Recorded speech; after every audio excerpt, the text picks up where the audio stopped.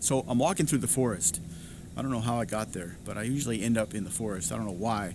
I don't live near any forests, but sometimes I just find myself walking in the forest. I have these bouts of some type of amnesia where I just come to consciousness and I'm walking through the forest. I don't know how this happens. Like my friend and I, we go out a few times every couple months or every month a few times, and we always think we're going to go somewhere new, but we always end up at the same places, at the same restaurants, the same bars, talking to the same people about the same things. Except one time this waitress came up, and she was her first day on the job, and she was about to recite the specials to us, and my friend said, wait, I got it. And he told her the specials, and she was like, wow, you guys must be regulars. And my friend said, yes, I'll have the usual. And she says, I don't know what the usual is because this is my first day. And I said, of course you don't know that because you've never been here before. So as I'm walking through the forest, I see this trap door in the ground in the forest, and I'm thinking this can't be a good idea. So I open it up and I go down these stairs, and I'm walking down this long hallway, and I get to the end, and it just opens up into this cliff down to this beach, and there's like these white foamy waves crashing on these jagged sharp rocks. So I jump out there and I land in this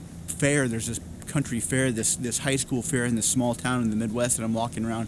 I'm eating a corn dog, and I noticed the corn dog has ketchup on it. I mean, who puts ketchup on a corn dog? That means this has to be some kind of a hallucination. I don't know if you've ever had hallucinations before, but they're kind of interesting because you start to see things that aren't there and hear things that you're not hearing, and you start to imagine there's all these people around you right now that are looking at you, waiting to have a conversation with you. I don't know if you've ever tried this before, but it's pretty interesting just to see people's reaction.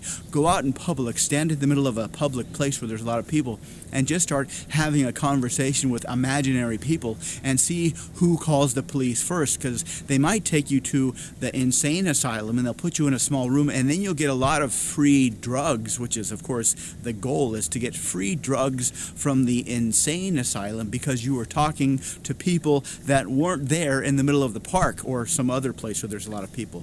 And that's the end of this story.